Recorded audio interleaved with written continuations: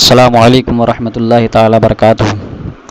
امید کرتا ہوں آپ تمام احباب خیر و عافیت سے ہوں گے۔ ایک مسئلے کے تحت حاضر ہوا ہوں جو کہ بہت ہی خاص ہے اور قابل غور ہے۔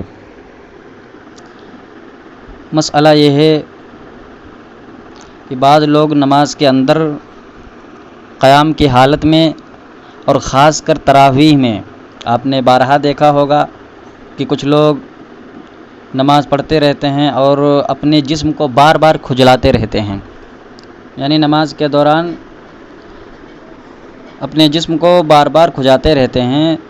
تو کیا ان کے اس حرکت سے، ان کے اس فعل سے ان کی نماز میں کچھ خرابی پیدا ہوتی ہے یا نہیں؟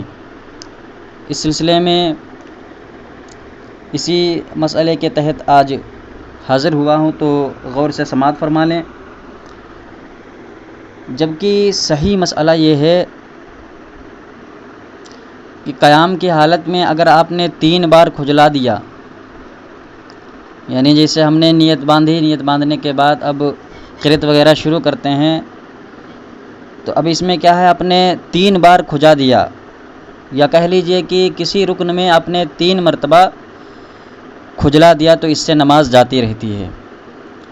اب کھجانے کی بھی کچھ صورتیں ہیں۔ نمبر 1، جیسے کہ آپ نے اس طرح سے کھجایا کہ ایک مرتبہ کھجا کر ہاتھ ہٹا لیا، پھر کھجایا، اس کے بعد میں پھر آپ نے ہاتھ ہٹا لیا، اسی طرح آپ نے 3 بار کیا یا اس سے زائد مرتبہ کیا، تو آپ کی نماز فاسد ہو جائے گی، آپ کی نماز جاتی رہے گی۔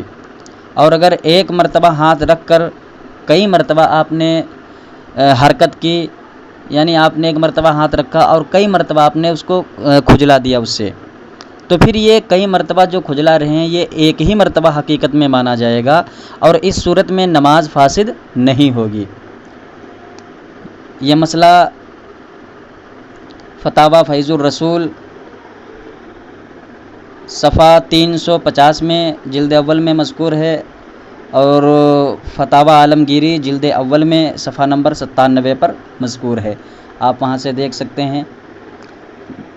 امید کرتا ہوں آپ حضرات مسئلہ سمجھ گئے ہوں گے، اور اگر نہ سمجھے ہوں، کہیں مشکل پڑ رہا ہو، تو آپ پوچھ سکتے ہیں۔ اگر بات اچھی لگی ہو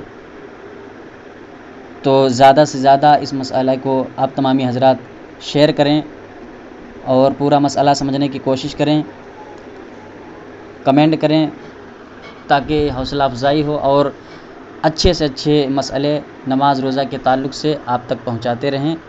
جزاک اللہ خیر فی الدارین۔ السلام علیکم ورحمۃ اللہ وبرکاتہ۔